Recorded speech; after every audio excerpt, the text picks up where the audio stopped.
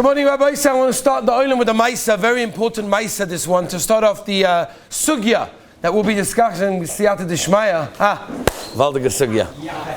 This Rabbi is a gewaldige Maisa with the Heilige Stipler. The story goes like this. You know, there are many Shidduch stories that go around. This is like a gewaldige Shidduch story that the Stipler met his wife and pretty much proposed. It wasn't in a hotel place. There wasn't champagne, nice glasses with a tie and a suit there. The Stipler was sitting with his color-to-be, and he started talking to her. And he started to explain to her what it means, his life, what he's looking for, what his direction is. And he said to her, I want to tell you something. I want to give you an idea of my Mesiris Nefesh for Shabbos Kodesh. If you're willing to have the same Mesiris Nefesh, we'll call it a Shidduch, we'll break the glass and off we go. So what happened was he told her the following story. The story went that when he was in Siberia, of which many people unfortunately went to Siberia, my grandfather was one of them, many people in Siberia, they were shipped off over there, so seemingly it was better than being in Poland in the actual war, but Siberia was no easy camp either, as my grandfather once told me. And the Stipler was there, B'Shas Maisa, it was freezing cold, they put him to work, and he was desperate not to work on Shabbos Kodesh. Shabbos Kodesh to work, but Mitzad Sheni, what choice do you have? It's Pekuach Nefesh, right? They're going to kill you otherwise, right? So obviously, Pekuach Nefesh is doicha everything, and therefore, of course, you have to work. But he was desperate to try whatever he could to stop working. So he went and approached the head general of the army in that time. And he said, I beg of you, I'll do anything, just not to work on Shabbos. Give me double work on Friday, double work on Sunday. I'll do whatever you want, just not Shabbos Kodesh. So you know what the general said? He smiled. Anything to put a Jew in a bad light. He said, you know what, I'll tell you what you'll do. I'm going to put 2 rows of soldiers. 2 rows of soldiers. And each of them are going to be holding their guns on the other side with the metal piece sticking out. And you're going to run through this row of soldiers. Now, you're going to run through, on both sides you've got soldiers who are going to be smashing you with the back of their gun. If you make it to the end, you can keep Shabbos. You don't have to work. But don't worry, not many people make it to the end. So the Stipler said that that's what happened. He said, you know what? I'm ready to do it. And he goes, and he's ready, tefillah, says a kapitel Tehillim. He braces himself, and he starts to run down this huge, long column, this row, in between 2 rows of soldiers. And they're smashing him down, smashing him down, smashing him down. Blood is oozing everywhere. He can barely see, he can barely walk, he can barely do anything. But he's got Shabbos Kodesh, Shabbos Kodesh. And he makes it to the end, and he collapses at the end. And they basically think that he's dead. But Baruch Hashem, he survives. The Heilige Stipler, as we know, many of us went to his son, Reb Chaim Kanievsky Zatzal, not so long ago. That was his Mesiris Nefesh for Shabbos Kodesh. So he says to his color, if you're ready to have the same Mesiris Nefesh, you're ready to call it a Shidduch. Very romantic way, I guess, of proposing. And she said yes. And they made it a Shidduch. Rabbi Say, if you look around the world and you see Yidden, how do you refer to Yidden? How do you refer to Jewish people? He's a Shomer Kashrus. You ever heard that before? Have you heard someone? He's a Shomer Kashrus, yeah. No, never heard that one before. But what you do hear is a Shomer Shabbos. Because what defines a Yid is someone that is Shomer Shabbos Kodesh. Rabbi said, this year, we have the gewaldige schus to be able to learn Hilchos Shabbos not only during these specific times, 9:40 to 10 o'clock in the morning during First Seder, during beginning of First Seder, but we also get Be'ez Hashem to learn much of Hilchos Shabbos during First Seder itself. So we're going to be speaking B'Siyata Dishmaya about Hilchos Shabbos, the Inyonim of Shabbos Kodesh. But before we start the actual halachas, it's always kedai to understand what we're dealing with, to understand the yesod of exactly how important this is. Shabbos is the yesod of Yiddishkeit. The Heilige Yerushalmi says the Yerushalmi that Shabbos is keneged kol ha-mitzvahs. That when a person is shomer Shabbos, it's ki'ilus mekayim the ganze Torah. Everything, because everything is Shabbos Kodesh. Chazal tell us, I'm not going to quote you all the Mamori Chazal, but so many Chazal tell us that when a person keeps Shabbos, he gets brocha, parnasa, shalom bayis, he gets everything he needs. People are running around the world for brochas, for scholars, for doing all sorts of things. They don't realize Shabbos Kodesh has everything inside it. And that's what defines a Yid. What defines a Yid is Shabbos Kodesh. And we have to understand that the halachos of Shabbos are very intricate. As you're learning, there's so many details. If I squeeze this, if it comes out by itself, what's the din? And sometimes people ask the following kasha. And I've heard this before from many, and maybe some of you have even thought the same thing. Do you think Hashem really cares? Like, seriously? Come on. Shabbos Kodesh, I have a salad, and I have cucumbers and tomatoes. And I don't like tomatoes, so I take them out. I take them out. Oh, what do we do to him? Gavaldik, Mishnah and Sanhedrin. You take the guy, you take him to the second story of a building, the whole oilam are there. This is Gavaldik. You take him to the second story of the building, and you throw him off. Everybody's cheering, whoa, let's go. Then you pelt him with stones. Gavaldik. Seriously? He didn't like the cucumber in the salad? That's what we do. You think God really cares? Do you think the Rabbeinu Shalom really... Let me ask you a question. Hilchos Tefillin, right? Those of you that were zeicha to learn Hilchos Tefillin, and if you learn Hilchos Tefillin, it's a moedik halacha, right? The halacha of the Shalrosh, right? The Shalrosh has to be exactly in the middle. So much so, Balatanya, whatever, you have to have two parashas on one side, two parashas on the other, bidiyuk in the middle. Do you think the Rabbeinu Shalom really cares? It doesn't make a difference to him. He just wants me to be good. He wants it to be loving. He wants me to love Yidden. He wants to be... You think God really cares if I do it this way or I do it that way? Does it really make a difference? And the answer is, of course it does. I'll tell you why. I'll give you a couple of examples. Example number one. You ever saw a guy, it's not a gate to any of you, but you ever saw a guy that's very makbid on his haircut, right? There are people that their haircut really makes a difference. Like, they'll stand in front of the mirror.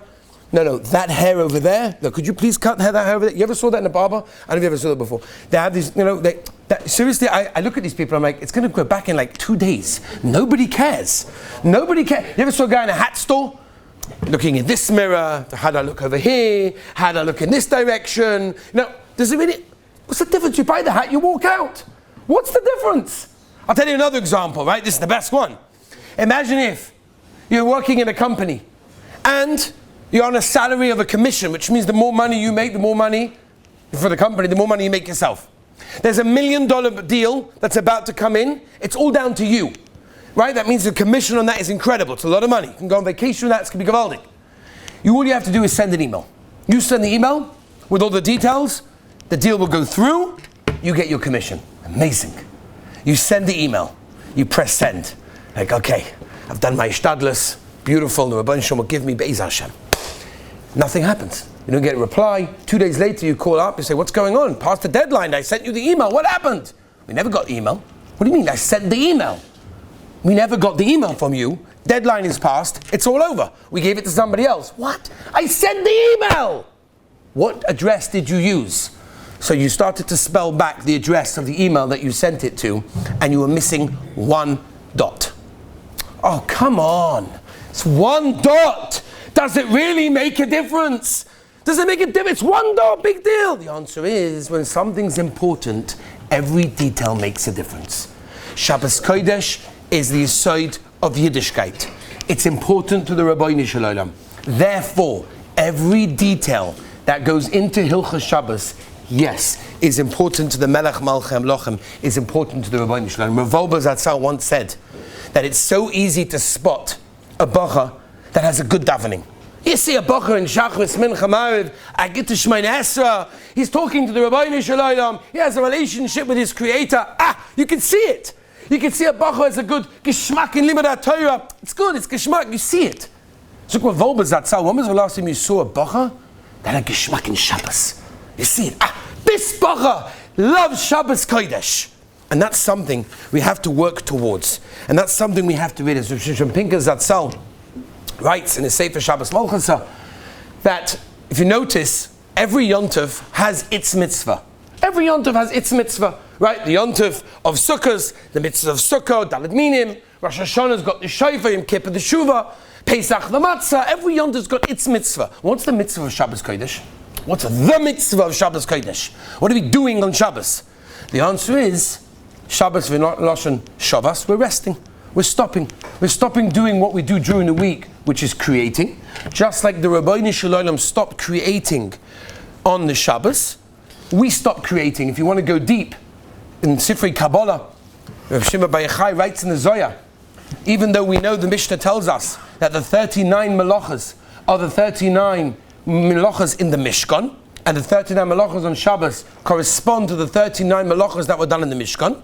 Al pi the Zohar HaKadosh, the Zohar says there are 39 ways that the Rabbeinu Shalom created the world. 39 ways. Mimela on Shabbos Kodesh, we stop creating in that way. So Pinkus, whatever you do on Shabbos, you'll meet the Rabbeinu Shalom. Whatever you do. For example, let's say you want to open up a fridge, got a problem with the light, Hilchos Shabbos. You want to make a salad, cut the vegetables very small, you got a problem of teichin. You want to pick up a phone that's on your bed, problem of muktzah. You want to tie your shoes, problem of kosher. Whatever you do, whatever happens on Shabbos Kodesh, you'll always meet the Rabbeinu Shalom. That's Shabbos Kodesh. That's the mitzvah of Shabbos. To meet the Rabbeinu Shalom in every action, at every moment of your day, at every moment of Shabbos Kodesh. That's exactly what's going on. You know, the mon, we know, tasted whatever you wanted it to taste like. If you wanted the mon to taste like sushi, kavaldik. Pizza, burgers, steak, whatever you wanted. The mon was moedik. It tasted whatever you thought of. What does Shabbos Kodesh taste like?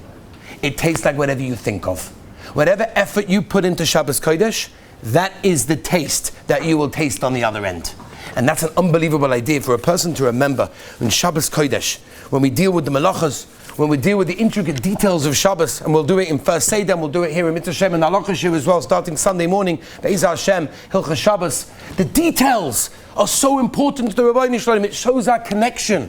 When you have two workers in your factory, and one of them does whatever he's meant to do, but one of them goes the extra mile and worries about every single detail of the company, which one are you going to rehire if you only have to rehire one of them? The one that goes to the detail, because it shows he's more connected to the company. He shows he cares more. When we show that Hilchos Shabbos means something to us, that we want to learn it, that it's something interesting to us, that it's geschmack, and we implement it into our lives and into our Shabbos, we show the Rabbeinu Shalom we have a connection. Just finish with two gewaldige maises. One of these maises, we're not going to go into the details of the maise because it's not relevant, but just to understand the idea of what some people understand Shabbos Kodesh to mean. There's an organization in America called Shuvu. Shuvu is where they take Russian children and they give them a Jewish education. And was one such boy, a Russian boy, came from a Russian family, and he lived in America. And his friends started going to this Jewish educational school, and he said to his parents, I would also like to go there. And they're like, no, we don't do that over here. No. Yes, we're Jewish, but that's as far as it gets. We are not going to any Jewish education. We're not keeping any of the halachos. Don't start with us. And the boy started pressuring because all his friends were there. So eventually they said, you know what? For social reasons, it's probably a good idea for you to go, but don't come back with any of these stupid things that they're going to tell you over there. We don't want to hear it. So the boy goes to the school, he starts to learn about Shabbos, he starts to learn about all sorts of things. Now he knows he's not going to come back and say anything to his parents, he's not allowed. But on the other hand, he wants to do things himself. So he decides at one point, that's it, I'm keeping Shabbos. I'm keeping Shabbos, I'm not going to tell anyone, I'm going to stay in my room. His parents, after a couple of weeks, chapped that on a Saturday night, or Friday night, he doesn't come downstairs. And the family are watching television, and this is very, very disturbing to them because this spoils the family time. It's very important family time when all the family sit in front of the TV screen and watch TV. This is quality family time together, and he's spoiling that. So they got really upset. So they called him down and said, Yankala, could you come down, please? This is family time. This is when we get together, family time. We watch the screen. This is Gavaldik. This is when we get to connect with each other. Beautiful, right? And Yankala's like, no, I don't do those things now. They're like, why not? No, I keep Shabbos. What are you, crazy? So they started driving him crazy. The next Shabbos, Friday night, the mother calls him down. Yankala, have you done your homework yet? He says, homework? Yeah, I'll do on Sunday. I have plenty of time before Monday morning. Plenty of time, don't worry. No. I'd like you to do your homework now. He says, no, I don't write on Shabbos. I'm not doing my homework now. I'll do it on Sunday. No, I want you to do the homework now. So he gets all upset. He runs over to the front door.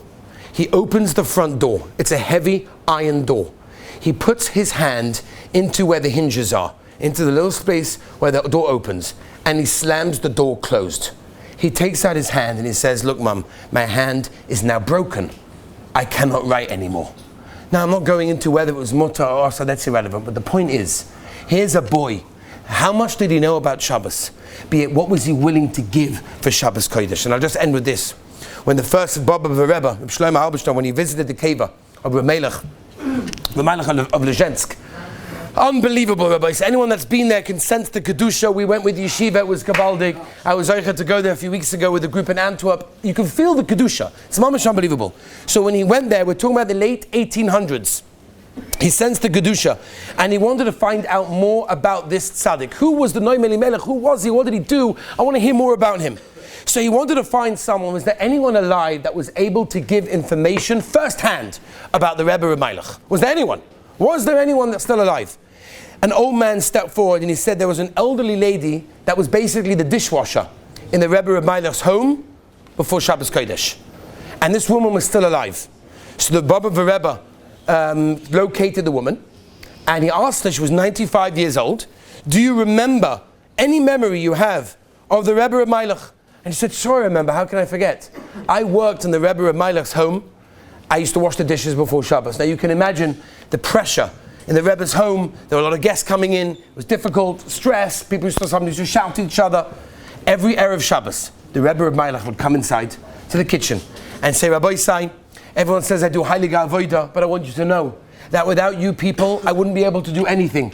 I want to make sure I didn't hurt you in any way. I didn't insult you in any way. I didn't cause you too much pressure. And they all said, Chas v'Shana Rebbe, Avada v'Moichel, and the Rebbe started to cry because he wanted to go into Shabbos Kodesh b'Kedusha b'Tahara.